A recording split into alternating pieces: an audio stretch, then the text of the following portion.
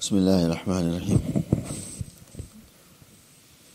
حضرت عبداللہ بن عباس رضی اللہ عنہ ارشاد فرماتے ہیں، بہت بڑے صحابی ہیں، آپ صلی اللہ علیہ وسلم کی خاص دعا ہے ان کے لیے۔ فرماتے ہیں کہ من آذا فقیہا فقد آذا رسول اللہ صلی اللہ علیہ وسلم ومن آذا رسول اللہ صلی اللہ علیہ وسلم فقد آذا اللہ تعالی عز وجل۔ جو کسی عالم کو تکلیف پہنچائے ایسا ہے جیسے نبی پاک صلی اللہ علیہ وسلم کو تکلیف پہنچائی، اور جو نبی پاک صلی اللہ علیہ وسلم کو تکلیف پہنچائے وہ ایسا ہے جیسا اللہ پاک کو تکلیف پہنچائے۔ اتنی سخت وعید کیوں ہے؟ اس لیے کہ شریعت میں ایک جانور کو تکلیف پہنچانا بھی جائز نہیں، پھر انسان کو تکلیف پہنچانا اس سے بڑھ کر، چاہے وہ انسان مسلمان کو غیر مسلم ہو، پھر مومن مسلمانوں کو تکلیف پہنچانا اس سے بڑھ کر، کیونکہ عالم کو تکلیف پہنچائے جو اللہ نبی صلی اللہ علیہ وسلم کے وارث ہیں، اس لیے فرمایا کہ جو عالم کو تکلیف پہنچائے نا جیسے اللہ کے رسول صلی اللہ علیہ وسلم کو تکلیف پہنچائی۔ بہت آدمی کو خیال کرنا چاہیے۔ میں بہت ادب کے ساتھ میری آواز پہنچتا ہوں، ہمارے کمیٹی کے حضرات بھی سن لیں، مسجد مدرسے کی کمیٹی اور ذمہ دار ارباب شورا مدرسے کے محتمم سب خیال رکھے۔ تمہیں اللہ نے عہدہ دیا ہے نا، عارضی عہدہ ہے، یہ عہدہ چند دنوں کا ہے، سب کے عہدے ختم ہو گئے۔ اپنے عہدوں کے گھمنڈ میں علماء پر ظلم نہ کرو، ان کو تکلیف نہ پہنچاؤ۔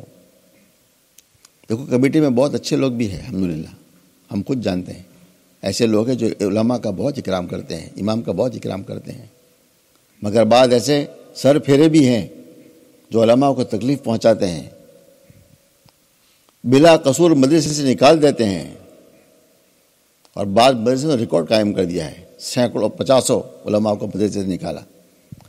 کل قیامت کے دن علماء کا گریبان، علماء کا ہاتھ ہوگا اور تمہارا گریبان ہوگا، کوئی چھڑانے والا بھی نہیں ہوگا، تمہارے سارے عہدے دھرے کے دھرے رہ جائیں گے۔ بلا قصور علماء کو ستا دے ہو، کوئی قصور بھی نہیں ہے، بس اپنا جو گھمنڈ ہے نا، اپنے عہدے کا گھمنڈ، اس کی وجہ سے۔ اللہ کے نبی صلی اللہ علیہ وسلم کا ارشاد یاد رکھنا، وہ منافق ہے وہ آدمی جو علماء کی بے احترامی کرے، وہ مسلمان نہیں، وہ اللہ نبی کو تکلیف پہنچانے والا ہے۔ بے شمار لوگ ہیں ایسے دنیا میں ابھی بھی، اور مجھے شکایت ہمارے محترم علماء سے بھی ہے۔ میری آواز اللہ کو پہنچا دے، اللہ کرے، اور میں چھوٹا ہوں، مجھے معاف کر دے، لیکن تم تو اہل علم ہو، تم تو کم سے کم علماء پر ظلم نہ کرو۔ بہت ظلم ہوتا ہے مدرسے میں بھی علماء پر۔ بہت سے محترم بہت نیک ہیں ماشاءاللہ، بہت اللہ والے ہیں، ہمارے بعض اکابر، کتنا اکابر اہتمام کیا انہوں نے ماشاءاللہ۔ حکیم الاسلام حضرت مولانا قاری محمد طیب صاحب رحمۃ اللہ علیہ سے شکایت کی کسی نے، دارالعلوم دیوبند میں 50 سال اہتمام کیا انہوں نے، 50 سال سے زائد۔ کسی نے شکایت کی کہ حضرت علامہ ابراہیم بلیوی رحمۃ اللہ علیہ وہاں کے بہت بڑے محدث تھے، کہ چھٹی بہت کرتے ہیں، غیر حاضری بہت کرتے ہیں، تو شکایت کا مطلب تھا کہ مولانا کو نکال دے۔ تو حضرت نے فرمایا اگر علامہ ہفتے میں 1 دن آئے تب بھی کافی ہے، بس چاہے 5 دن چھٹی کر دے، کیونکہ ان کا علم ایسا ہے، بس 1 دن بھی طلباء کے لیے کافی ہے ان کا۔ کتنے اساتذہ کو ظلمن نکالا گیا، ظلمن مدرسے، کوئی قصور نہیں تھا۔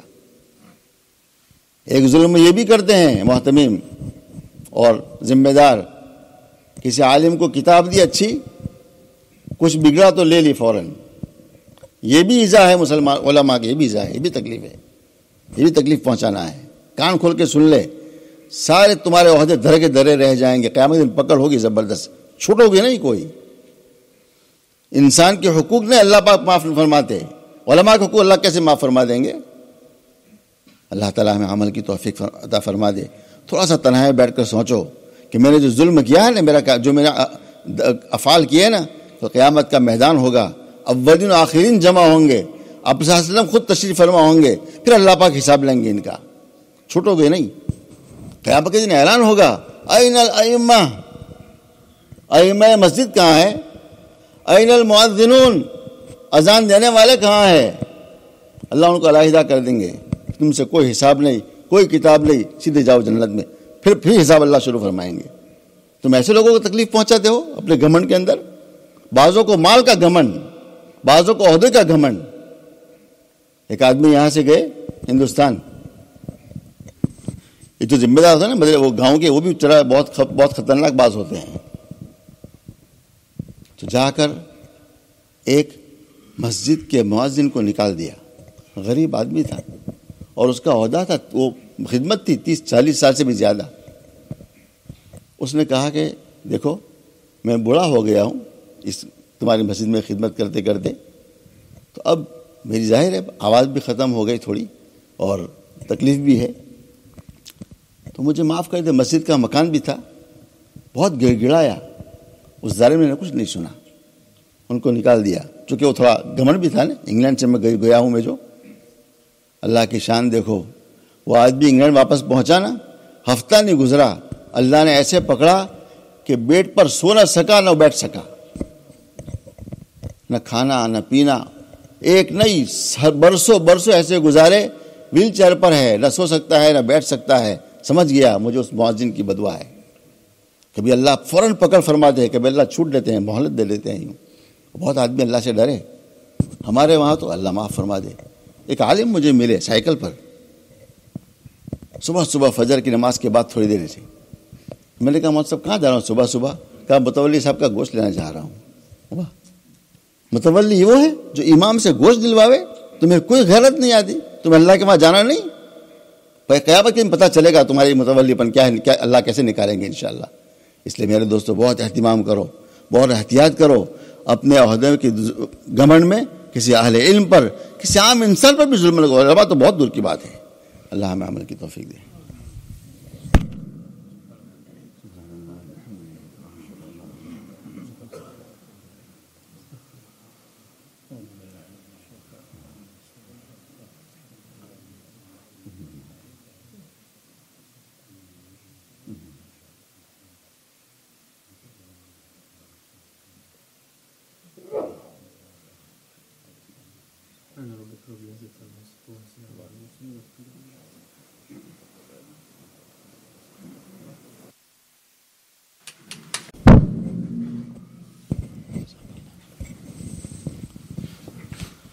بسم اللہ الرحمن الرحیم. کل عرض کیا تھا میں نے, 2 وجوہات ایسی ہیں جن کے ذریعہ علماء کی توہین ہو رہی ہے. ایک یہ کہ علماء اجرت لے کر کام کرتے ہیں اور عجیب آیت سے استدلال کرتے ہیں. استدلال بھی جاہلانہ ہے. لا اسألکم علیہ اجرا, قرآن نے بہت جگہ بیان فرمایا اس کو. انبیاء علیہ السلام نے قوم سے خطاب فرماتے تھے, ہم تم سے اپنی دعوت پر کوئی اجرت نہیں مانگتے, ہمارا اجرت اللہ پر ہے. یہ دلیل پیش کرتے ہیں کہ علماء اجرت لیتے ہیں. قرآن تو اجرت سے منع کرتا ہے. علماء لکھتے ہیں, ذرا غور کرو, انبیاء علیہ السلام کہہ رہے ہیں کافر قوم سے, مسلمانوں سے نہیں. ہم تم سے اجرت نہیں مانگتے. کافروں کو کہہ رہے ہیں, مسلمانوں کو نہیں کہہ رہے ہیں. مسلمانوں سے اجرت لی گئی, کافروں سے نہیں لی گئی. تو کم از کم اتنا تو خیال اپنے آپ کو کافر تو بناؤ. وہ خطاب کافروں کو تھا, ہمیں مسلمانوں کو نہیں ہے.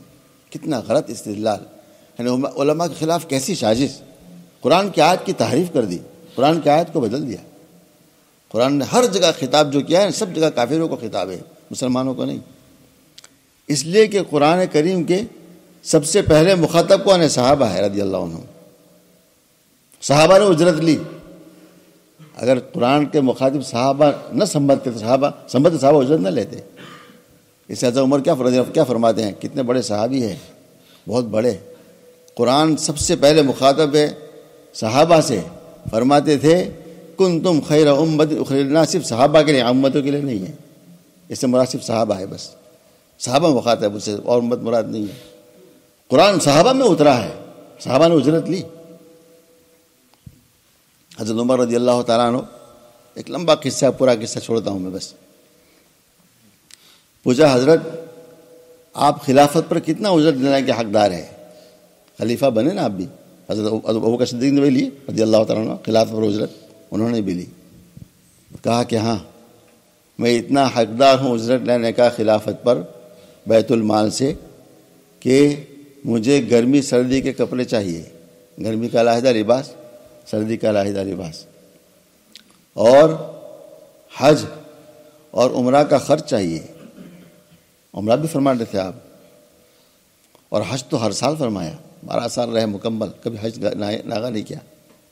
تمہارا حج کا خرچ اور عمرے کا بھی خرچ، اور آپ تو ایسا فرماتے تھے رضی اللہ تعالیٰ عنہ کہ صرف حج کرو عمرہ نہ کرو، ساتھ حج میں جاؤ نا، حج کر کے آ جاؤ بس، پھر دوبارہ عمرہ جاؤ علیحدہ۔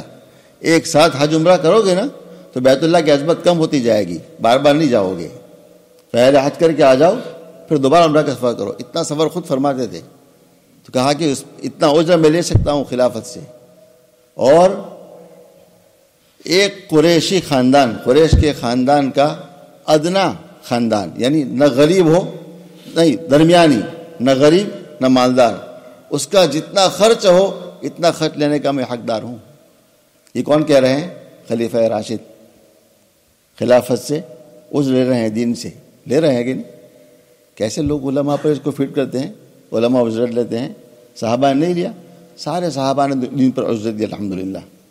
امت کو بتایا غنیمت کا مال کیا تھا، غنیمت کا مال جہاد سے آیا مال، جہاد دین کے لیے کیا تھا، صحابہ نے دنیا کے لیے نہیں کیا تھا۔ مال آیا سب صحابہ میں تقسیم ہوا الحمدللہ، صحابہ اس کے حقدار تھے الحمدللہ، قرآن نے اس کو بیان فرما دیا۔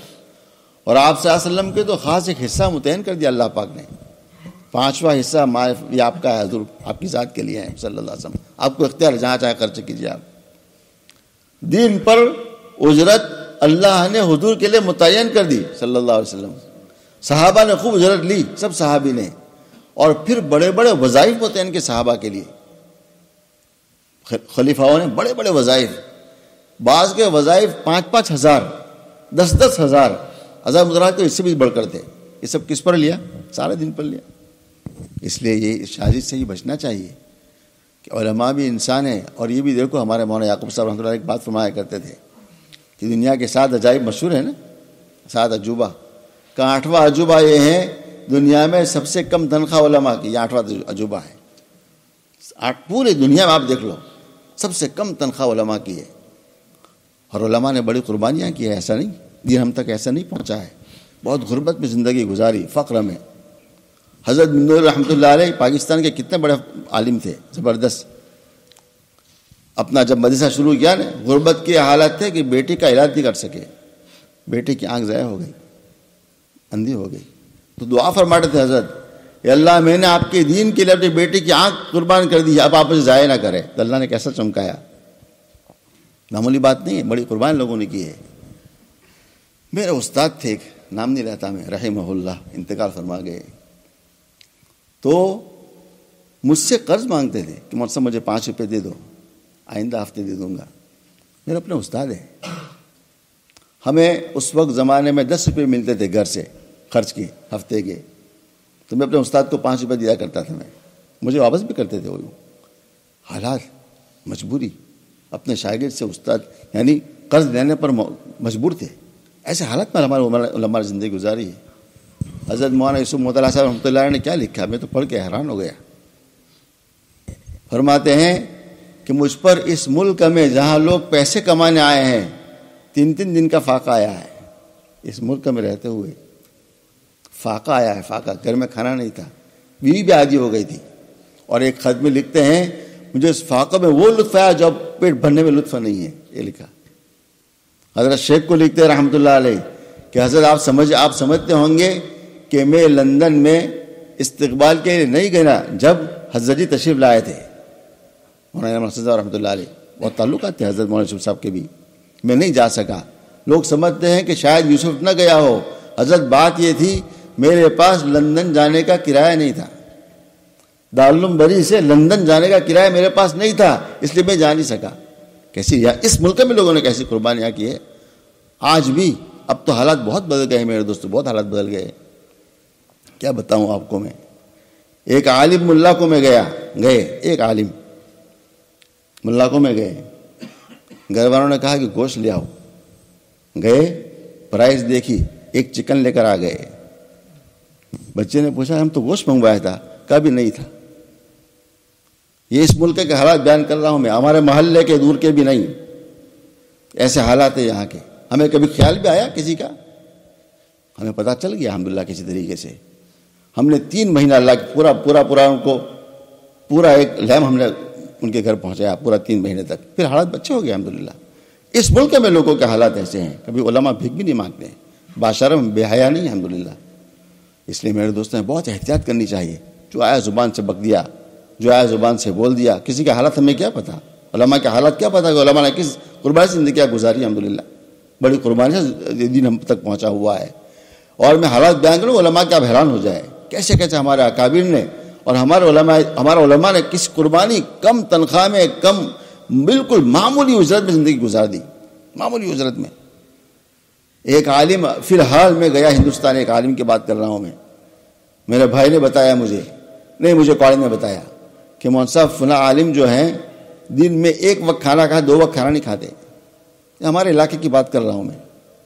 ہم سمجھتے ہیں گجرات سب سے بڑا ماندہ علاقہ ہے، اس علاقے کی بات کر رہا ہوں، ہمارے علاقے کی بات کر رہا ہوں میں. اس لیے ہمیں اپنے مال سے میں سلام پیش کرتا ہوں علماء باٹلی کو برطانیہ کے. انہوں نے ایک چیریٹی پوری ایسی بنائی کہ جو صرف علماء کا تعاون کرے گی بس. اور لاک ڈاؤن کے زمانے میں اس نے ماشاءاللہ کئی ہزار پاکستان، بنگلہ دیش، انڈیا کے علماء کا تعاون کیا. کئی ہزار. لاک ڈاؤن کے زمانے لوگوں کے پاس جاب نہیں تھا نا. کئی ہزار علماء کو کھانا پہنچایا، تنخواہ پہنچائی، غلہ پہنچایا کئی ہزار علماء کو. بہرحال ہمیں اپنے مال سے بھی خیال رکھنا چاہیے اور یہ بھی امت کا ایک حق ہے. اللہ تعالی ہمیں عمل کی توفیق عطا فرمائے.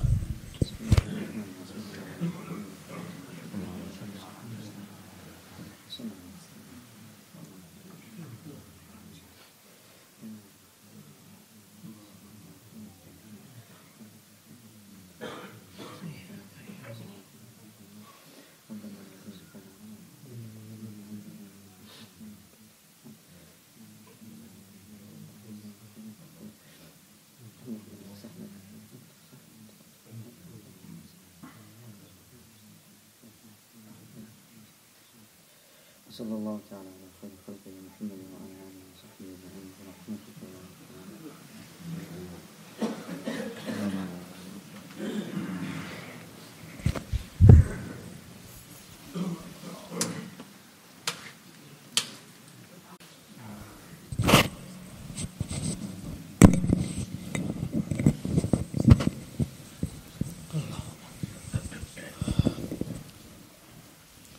أعوذ بالله من الشيطان الرجيم. بسم الله الرحمن الرحيم. يا أيها الذين آمنوا لا ترفعوا أصواتكم فوق صوت النبي ولا تجهروا له بالقول كجهر بعضكم لبعض أن تحبط أعمالكم وأنتم لا تشعرون. صدق اللہ العظیم. اللہ پاک نے اس آیت میں مومنین کو ایک حکم دیا ہے. یا ایھا الذین آمنوا، اے ایمان والو، تم اپنی آواز کو نبی کی آواز پر بلند نہ کرو. نبی پاک صلی اللہ علیہ وسلم کا بڑا ادب امتی پر فرض ہے. آپ صلی اللہ علیہ وسلم کا بہت احترام چاہیے. اتنا احترام کا حکم دیا کہ آپ کے سامنے اپنی آواز بھی بلند نہ کرو. آپ صلی اللہ علیہ وسلم آواز کو پست رکھو. اور تم آپس سے بات کرتے ہو نا ایک دوسرے کے ساتھ زور سے، ایسی بات بھی نہ کرو حضور صلی اللہ علیہ وسلم کے سامنے. کہیں ایسا نہ ہو تمہارے اعمال حبط ہو جائے اور تمہیں پتہ بھی نہ چلے. علماء نے لکھا کہ نبی پاک صلی اللہ علیہ وسلم کے لیے اللہ پاک نے حکم ارشاد فرمایا ہے. اور بڑے بڑے مفسرین لکھتے ہیں. علامہ آلوسی بہت بڑے فقیہ ہیں، مفتی بغداد، حنفی عالم ہے، روح المعانی میں فرماتے ہیں. علامہ قرطبی الاحکام میں فرماتے ہیں. اور مفتی شفیع صاحب رحمۃ اللہ علیہ، مفتی اعظم پاکستان نے معارف القرآن میں لکھا ہے کہ جیسے نبی کے لیے حکم ہے، نبی کے وارث کے لیے بھی یہی حکم ہے. علماء کے سامنے بھی اپنی آواز کو بلند نہ کرو، کہیں تمہارے اعمال حبط نہ ہو جائے. ایمان والوں کو حکم ہے. دیکھو اعمال حبط ہوتے ہیں کفر سے، ایمان سے نہیں. تاکید بھی اے ایمان والو، کہیں تمہارا اعمال حبط نہ ہو جائے. نبی کی آواز پر اپنی آواز کو بلند کرنے سے کہیں تمہارے اللہ پاک ناراض ہو کر توفیق عمل چھین نہ لے، کہیں تم کافر نہ ہو جاؤ۔ بہت احتیاط ہونا چاہیے۔ ہم لوگ عمرے میں جاتے ہیں، حج میں بھی جاتے ہیں، روزہ پر بھی جاتے ہیں، سب کو جانا چاہیے، بار بار جانا چاہیے۔ بہت ادب سے سلام پڑھے، بہت ادب کے ساتھ۔ علماء نے پورے آداب کی فصل قائم کی ہے کہ آپ صلی اللہ علیہ وسلم کے روضہ پر جا کر سلام کیسے پڑھنا چاہیے، کس ادب احترام کے ساتھ، کس عظمت کے ساتھ، ذرا دل میں غفلت نہ ہو، بے توجہی نہ ہو، کوئی چھوٹا سا عمل بھی، کام بھی خلاف ادب نہ ہوئے، کہیں ایمان چھن نہ جائے آدمی کا۔ بہت ادب چاہیے۔ تو علماء کے سامنے بھی آدمی کو اپنی آواز پس رکھے۔ علماء لکھتے ہیں علماء سے آگے چلے بھی نہیں، اپنے استاد کے سامنے، اپنے استاد سے آگے نہ چلے، ادب کرا۔ انڈیا پاکستان میں بہت ادب ہوتا ہے ہمارے وہاں۔ ہم طالب علم تھے نا مدرسے میں، کبھی خیال نہیں آیا کہ استاد کے سامنے کوئی چل جائے، دیکھتے استاد کھڑے ہو جاتے تھے طلباء۔ وہاں کا ایک ماحول ہے ادب کا، وہ یہاں چیز نہیں ہے۔ ماں باپ کو خوب سکھانا چاہیے بچوں کو بچپن سے۔ بس یہاں وہ سب فری مائنڈ، بس سب فری مائنڈ نے بیڑا گرک کر دیا۔ اسلام فری مائنڈ نہیں ہے، اسلام فری نہیں سکھاتا، اسلام تو سب کے آداب سکھاتا ہے۔ تو علماء کے سامنے آگے چلو بھی نہیں، پیچھے چلو۔ آپ صلی اللہ علیہ وسلم نے دیکھا حضرت ابو دردہ رضی اللہ عنہ چل رہے ہیں حضرت ابوبکر صدیق رضی اللہ عنہ کے آگے، وہ آگے ہیں، آپ پیچھے ہیں۔ فرمایا ابو دردہ تم ابوبکر کے آگے چلتے ہو تو تم ہر لائن سے افضل ہے، بہتر ہے، تم بھی سی نا، سکھایا۔ آپ سے بڑے عالم ہیں، دونوں صحابی ہے، صحابی کا مقام بہت بڑا ہے۔ ابوبکر کی اپنی شان رضی اللہ تعالیٰ عنہ، کہ ان کے پیچھے ادب ہے، یہ باقاعدہ ادب سکھایا۔ پھر ایک جملہ ارشاد فرمایا آپ نے، اے ابو دردہ، سورج روزانہ طلوع و غروب ہوتا ہے، اس سے بہتر آدمی غلو طلوع نہیں ہوا جتنا ابوبکر دنیا میں، نبی کے بعد سب سے بڑی ذات ابوبکر صدیق رضی اللہ عنہ کی ہے، تم ان کے آگے چلتے ہو۔ ادب سکھایا گیا۔ لہٰذا بہت اہتمام ہونا چاہیے۔ علماء کے سامنے آدمی اپنی آواز کو پس نہ کرے۔ لڑنا تو بہت دور کی بات ہے، گالی لڑنا تو کفر ہو جائے گا، جھگڑنا تو بہت ہی خطرناک بات ہے، علماء سے بغض حسد تو بہت خطرناک بات ہے۔ اپنی آواز بھی پست نہ کرو، اللہ کا حکم، میرا حکم نہیں ہے، اللہ کا حکم ہے۔ اور مفسرین لکھتے ہیں، بڑے بڑے فقہاء علماء لکھ رہے ہیں، علماء کے سامنے آگے چلو بھی نہیں، علماء کے سامنے آواز کو پس رکھو، کہیں تمہارا عمل حبط نہ ہو جائے، یعنی علم کی توہین پر کہیں اللہ تمہارا ایمان چھین نہ لے، توہین پر اللہ تمہیں ایمان چھین نہ لے، تمہیں پتہ بھی نہ چلے۔ ہم تو مسلمان ہیں، ہم تو نیک ہیں، ہم تو متقی ہیں، ہم تو پرہیزگار ہیں، تمہیں پتہ بھی نہ چلے، تمہارے عمل ضائع ہو جائیں گے۔ اللہ تعالیٰ ہم سب کو عمل کی توفیق دے۔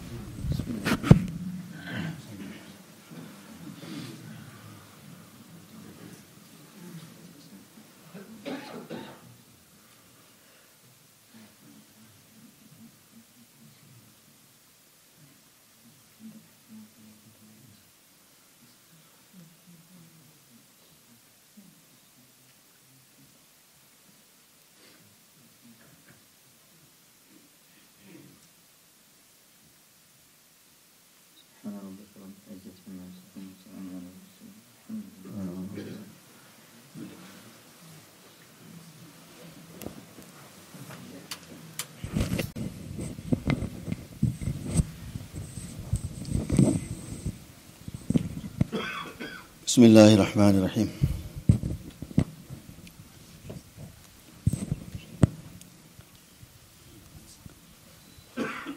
کل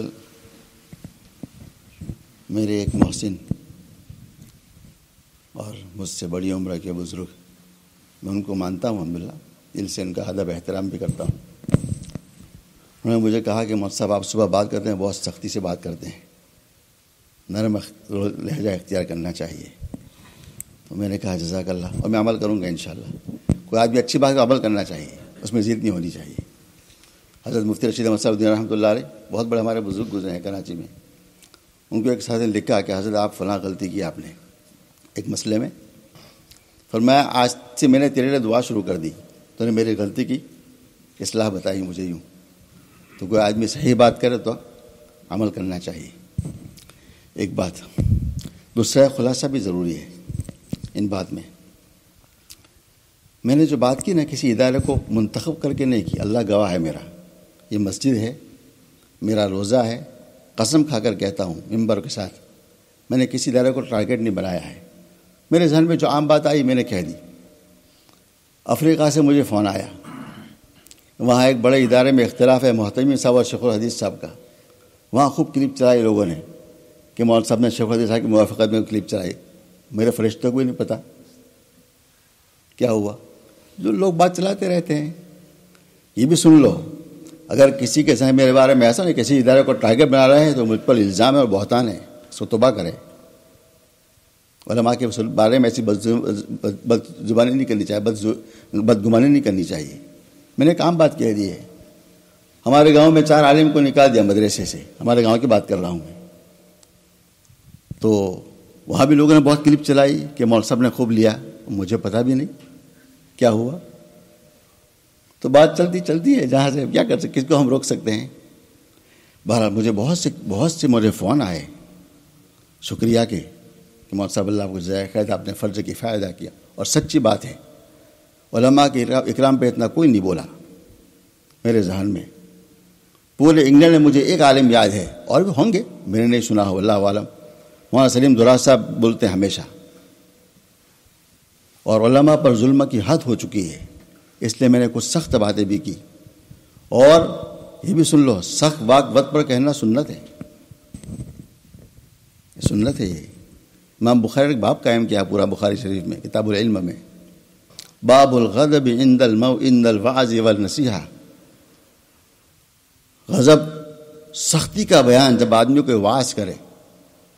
آپ صلی اللہ علیہ وسلم جب دیکھو آپ کا مزاج تنہا بات کرنے کا بہت محبتانہ تھا، لیکن آپ وعظ فرماتے نا کسی غلطی کو دیکھ کر احمر وجہ، آپ کا چہرہ سرخ ہو جاتا، یوں اتنا سختی سے بات کرتے آپ. تو وقت پر سختی سنت ہے. حدیث شریف میں ہے کہ اللہ پاک نے آسمان میں 2 فرشتے پیدا کیے، ایک سختی کی تعلیم دے، ایک نرمی کی. دونوں ثواب پر ہے. جبرائیل اور میکائیل علیہ الصلوۃ والسلام. ایک سخت ہے، ایک نرم ہے، دونوں ثواب پر ہے. اللہ نے 2 نبی زمین پر پیدا کیے، ایک سختی کی تعلیم دیتا ہے حضرت ابراہیم علیہ السلام، ایک نرمی کی حضرت نوح علیہ السلام، دونوں ثواب پر ہے. میرے ساتھیوں میں 2 ہیں، ابو بکر عمر، ایک سخت ایک نرم، دونوں ثواب پر ہے. تو اللہ کا نظام ہے. اللہ نے کسی کا مزاج نرم بنایا، کسی کا سخت، دونوں سب کوئی غلطی پر نہیں ہے. ہمارے اکابر امام حنیفہ، ہمارے امام مالک بہت سخت تھے رحمۃ اللہ علیہ، بہت ایک شان تھی ان کی، اور ائمہ بہت نرم تھے. ہمارے اسلاف میں بھی ایسا ہی گزرا ہے. بعض ہمارے اکابر بہت سخت تھے. حضرت الیاس رحمۃ اللہ علیہ تو مارتے تھے. وہاں شیخ خاص صاحب سے میں نے خود سنا، کسی واسطے سے نہیں، کہ حضرت مولانا نیوں کو نہیں پرانوں کو اتنی شدت سے اصلاح کرتے تھے کہ تماشا مارتے تھے. اور میں نے بھی ایک تماشا کھایا ہے، یہ بھی کہا. اور یہ بھی فرمایا، مجھے یاد اچھی طرح، کہ حضرت کا تماشا ان کی محبت میں اضافہ کر گیا. یہ اخلاص کا تماشا تھا. حضرت مولانا یوسف رحمۃ اللہ علیہ پرانے پر اتنی نظر رکھتے تھے، ناشتے میں اٹھا دیتے تھے کہ پرانے کو بھگا دیتے غصہ ہو کر. میں دعوت کا کام کر رہا ہوں، لوگوں کو میرے پاس آئے ہیں، مجمع ہے، اس کو بلایا، آپ کیوں آ گئے یہاں، آپ کی کیا ضرورت ہے، چلو جاؤ یہاں سے. نکال دیتے تھے سختی سے اندر ہی. تو وقت پر سختی بھی سنت ہے. ہر وقت نرمی نہیں چاہیے، ہر وقت بعد وقت سختی بھی چاہیے. لیکن میں اپنی اصلاح کروں گا انشاءاللہ. اچھا ہے اصلاح، نرمی میں زیادہ آدمی کو عمل کی توفیق ہوتی ہے بجائے سختی کی. تو دیکھو صحابہ نے کیسی سختی کی، میں حیران ہوں حضور نے کیسی سختی کی صلی اللہ علیہ وسلم. حضرت معاذ کی شکایت آئی، عشاء کی نماز بہت لمبی پڑھاتے ہیں، تو ہم لوگ کام والے نماز نہیں پڑھ سکتے. تو آپ نے اتنا سخت جملہ فرمایا، افتان، ایک روایت افاتین، تو فتنہ پیدا کر رہا ہے. 3 مرات بخاری. پھر مطلب آپ نے ارشاد فرمایا فتنہ فتنہ فتنہ. کتنا سخت جملہ ہے فتنہ. کس پر؟ نماز لمبی پڑھائی. کون سا گناہ تھا؟ حقوق لباس ضائع ہو رہے تھے، اس لیے حقوق لباس ضائع ہوئے تھے، لوگوں کو تکلیف پہنچی. کہا افتان. ایک صحابی آئے، حضور مجھے زنا کرنے کی اجازت دیجیے. آپ نے قریب بلایا، غصے نہیں ہوئے، کیسی شفقت، قریب آ جاؤ. ادنو، ساتھ گھٹنے لگوا دیے، سینے پر ہاتھ رکھا، دعا کی، اور کیسا سمجھایا. تمہاری بہن سے کوئی زنا کی اجازت مانگے تو، پھوپھی سے، خالہ سے، ماں سے، تو کیا یہ اس کا اپنا ذاتی معاملہ تھا. حقوق لباس ضائع نہیں ہو رہے تھے. یہاں آپ نے خوب سختی فرمائے، یہاں نرمی فرما دی. افتان 3 مرتبہ فرمایا آپ صلی اللہ علیہ وسلم نے. میں تو جملے سے حیران ہو گیا. صحابہ کی سختی پڑا اب حیران ہو جائے. حضرت عمارہ بن رویبہ رضی اللہ تعالیٰ عنہ، مسلم کی روایت ہے، بہت صحیح. بشر بن مروان نے خطبہ میں ہاتھ اٹھائے، جمعہ کا خطبہ، ہاتھ اٹھائے. قبح اللہ الہاتین الیدین، اللہ اس دونوں ہاتھوں کو برباد و تباہ کرے. میں نے آپ کو ایسا کرتے ہوئے نہیں دیکھا. کتنے سخت، کتنے غصے ہوئے، بدعا کی. جمعہ کے دن خطبے کے درمیان میں صحابی بدعا کر رہے ہیں غلط کام پر، کتنی سختی ہے. ایک اور صحابی ہے کعب بن عجرہ رضی اللہ تعالیٰ عنہ، مسجد میں تشریف لائے، داخل ہوئے مسجد میں، دیکھا کہ عبد الرحمن بن عبد الرحمن ایک بادشاہ تھا، کیا آگے نام بھول گیا میں، وہ مسلم کی روایت، ترمذی کی روایت میں ہے، بیٹھ کے خطبہ دے رہا تھا، جمعہ کا خطبہ. کیا جملہ عجیب، میں حیران ہوں پڑھ کر. انظر الی ھذا الخبیث، اس خبیث کو دیکھو، یخطب قائدا، بیٹھ کے خطبہ پڑھتا ہے. کیسی سختی کی. خبیث کہا، خبیث مسجد میں. صحابی رسول کہہ رہے ہیں کس کو؟ بادشاہ کو، امیر کو، یہ بیٹھ کر خطبہ دیتا ہے، خبیث کہہ رہے ہیں. علی رضی اللہ تعالیٰ تشریف فرما ہے کوفہ میں، مسجد الاعظم کوفہ کی جامع مسجد میں آپ تشریف فرما ہے. ایک مؤذن آیا. مؤذن کون ہے؟ اذان دینے والا آدمی. مسجد جامع کا مؤذن وہ آیا، کہا صلاح، امیر المومنین عصر کا وقت ہو گیا ہے، نماز پڑھا دیجیے. کہا اجلس، بیٹھ جا. بات میں رہے. پھر اس نے کہا حضرت نماز کا وقت قریب ہے. کہا اجلس، بیٹھ جا. پھر کہا، کیسا ڈانٹا، میں تو حیران ہوں. کیا جملہ ارشاد فرمایا آپ نے، ھذا الکلب یعلمنا السنہ، یہ کتا ہمیں سنت سکھاتا ہے. کون کہہ رہا؟ علی رضی اللہ عنہ مؤذن کو کہہ رہے ہیں ھذا الکلب، دارقطنی کی روایت ہے، یہ کتا ہمیں سنت سکھاتا ہے. کتنی سختی کی. بعض مرتبہ سختی مطلوب ہے، لیکن مجھ جیسا وہ سختی نہیں کرنی چاہیے. بس اچھی بات ہے، میں نہیں کروں گا انشاءاللہ، میں کوشش کروں گا. اور میں ہمارا نصیحت کرنے والا کا محسن ہوں، میں ان کو اپنا احسان مانتا ہوں، اللہ ان کو ضائع خیر دے. تو بہرحال میں نے بات کا خلاصہ اس لیے کیا، ایک تو یہ مجھ پر الزام ہے، میں ایک ادارے کو ٹارگیٹ کر رہا ہوں، یہ الزام ہے. جو ایسا الزام لگائے گا اس کی پکڑ ہوگی اللہ کے وہاں. اپنے دل کو علماء کے بارے میں صاف رکھو. سختی مطلوب ہے، سنت ہے. امام بخاری باب قائم کر رہے ہیں، صحابہ نے خوب سختی کی. یہ تو میں نے چل مثال دی نا، میرا اس پر پورا رسالہ ہے، کبھی دیکھ لیجیے آپ. اس مسلک پر شدت، میرے اس مسئلے کا نام لکھا ہے. اس میں 50 روایت تقریباً ہے اس میں ایسی، جس میں آپ صحابہ نے کیسی سختی فرمائی ہے. یہ ہمارا مزاج بن چکا ہے کہ اسلام بہت نرم دی، ہمارا مزاج ہے. اسلام نے بہت سختی سکھائی ہے، اپنوں پر، غیروں پر نہیں. اللہ ہمیں عمل کی توفیق عطا فرمائے. کل کچھ باتیں کریں انشاءاللہ.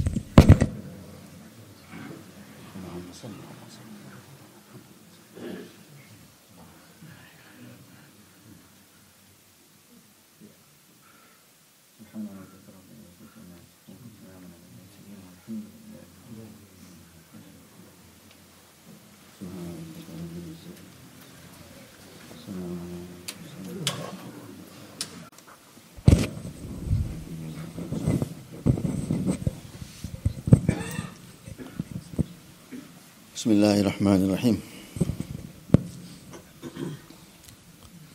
حفاظ اور علماء کی اکرام اور تعظیم میں سے یہ بھی ہے کہ جب رمضان میں حفاظ تراویح پڑھائے تو ہر ساتھی ان کو ہدیہ دے. دیکھو اس میں تو اختلاف ہے کہ تراویح کی اجرت جائز ہے کہ نہیں، اس میں تو اختلاف ہے. ہمارے اکابر کی ایک جماعت کا فتویٰ ہے تراویح کی اجرت جائز نہیں، اللہ کے لیے پڑھائے آدمی. تو ہمارا امام صاحب، ہمارے صاحب امام مسئلہ اللہ کے لیے پڑھاتے ہیں، کوئی اجرت کے لیے نہیں پڑھاتا، اللہ کے فضل سے نہ کبھی مانگتے ہیں. علماء کی ایک جماعت فرماتے ہیں کہ اجرت بھی جائز ہے. بڑے بڑے مفتی اس میں ہے، ایک نہیں. خود دارالعلوم دیوبند کے مفتی ظفیر احمد صاحب کا بھی مسلک ایسا ہی ہے، تراویح کی اجرت جائز ہے، کوئی حرج کی بات نہیں. پاکستان کوڑا کھٹک بہت بڑا دارالعلوم ہے پاکستان میں، وہاں ایک بہت بڑے مفتی گزرے ہیں، مفتی فرید احمد صاحب رحمۃ اللہ علیہ. ان کا فتاویٰ فریدیہ، ان کی ترمذی کی شرح بھی ہے، دونوں میں انہوں نے لکھا ہے تراویح کی اجرت جائز ہے. دونوں میں لکھتے ہیں، ترمذی کی شرح میں بھی، کوئی حرج کی بات نہیں. اس لیے کہ طاعت پر اجرت جائز ہے، امامت کی اجرت جائز ہے، تراویح کی کوئی جائز نہیں فرماتے ہیں، ان کی اپنی دلیل ہے. تراویح پڑھا امامت کراتے ہیں نا، خود امامت کرتا ہے 20 رکعت کی، امامت بھی کرتا ہے، اس کی اجرت میں کوئی حرج کی بات نہیں. لیکن بہرحال مسئلہ مختلف ہی ہے، اختلاف ہے. اس لیے میں کہتے ہیں اختلاف سے کبھی نہ ڈرو. لوگ بہت ڈرتے ہیں اختلاف سے، اختلاف ہو گیا، اختلاف سے. ہم تو عربی سوم سے لے کر دورہ تک اختلاف سنتے آئے مدرسے میں، ہمیں کوئی فکر کبھی نہیں ہوئی. اور دورے میں تو پورا 6 گھنٹے ہر استاد آ کے بیان کرتا تھا، شافعی کا مسلک یہ ہے، حنابلہ کا یہ ہے، مالک کا یہ، حنفیہ کا ہے. تو ہم تو اختلاف سنتے رہے، کوئی فرق کی بات پڑتا. کل ہمارے ایک ساتھی مجھے کہنے لگے کہ مولوی صاحب کیسا ہے، دیکھو کیسا بیوی کا عمل اور شوہر کا عمل. اور یہاں یعنی کہ مثلا ایک بیوی عید کرتی ہے، شوہر روزہ رکھتا ہے، شوہر عید کرتا ہے، بیوی روزہ رکھتی ہے. میں نے کہا کوئی ڈرنے کی ضرورت نہیں، ایسا ہوتا ہے، کوئی حرج کی بات نہیں. میں نے ان کو نسائی کی حدیث سنائی، میرا ان کو مثلا ان کو اطمینان ہو گیا. آپ صلی اللہ علیہ وسلم سفر کر رہے تو بات آ کے ایسے یاد آ گئی مجھے. آپ سفر کر رہے ہیں صلی اللہ علیہ وسلم، حضرت عائشہ بھی ساتھ رضی اللہ تعالیٰ عنہ.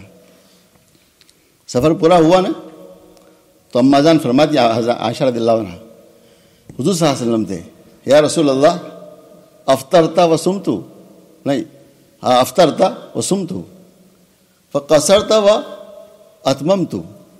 نہ صحیح، حضور آپ نے تو راستے میں افطار کیا، روزہ نہیں رکھا، میں نے تو روزہ رکھا. اور آپ نے سفر میں قصر کیا، یعنی 4 رکعت کو 2 رکعت پڑھی، میں نے 4 رکعت پڑھی. تو آپ نے کیا فرمایا، احسنتی یا عائشہ، اچھا کیا عائشہ تو نے. شوہر کا عمل اور حضور کا عمل اور حضرت عائشہ کا عمل اور، آپ کیا فرما رہے ہیں، احسنتی، تو نے اچھا عمل کیا. اختلاف کوئی ڈرنے کی ضرورت نہیں ہے. تو اختلاف ہوتا ہے علماء کو، مسئلہ نہیں. اختلاف تو علم کی دلیل ہے، عقل کی دلیل ہے. سب بیوقوفوں اجتماع ہو جائے سب جگہ. علم جب پختہ ہو، نظر گہری ہو تو اختلاف ہوگا، کوئی حرج کی بات نہیں. اختلاف میں آدمی حق پر جمے، بس یہ ہے. تو یہاں بھی اختلاف ہے علماء کا. علماء کی جواب فرما دیا کہ تراویح کو اجرت جائز ہے، بات ماننا جائز ہے، کوئی حرج کی بات نہیں.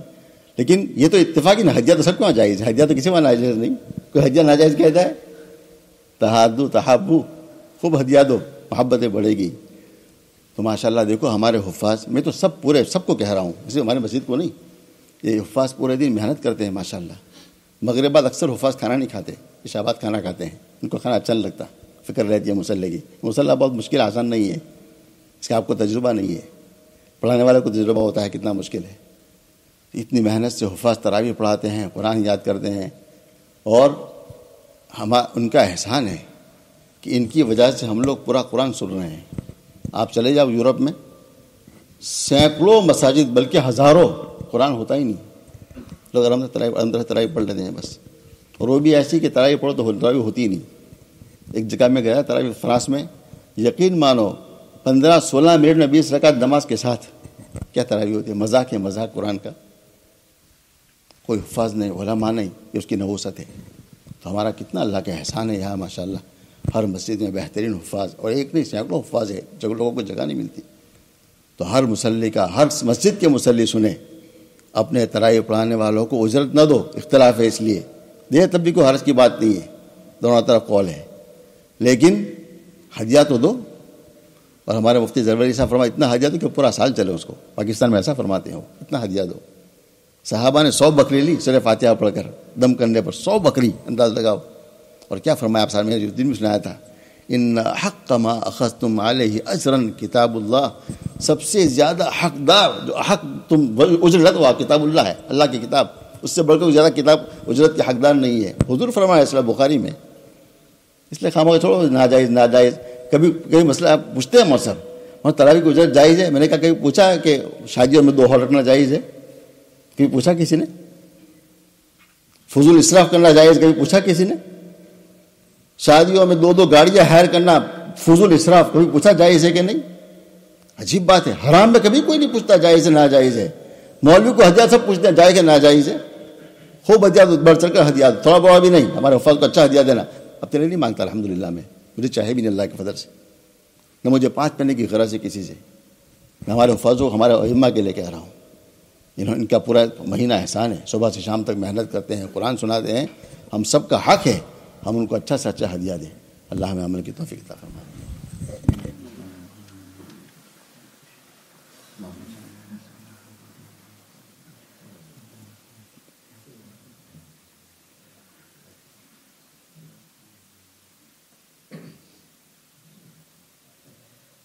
سبحان ربك رب العزة عما يصفون وسلام على المرسلين والحمد لله رب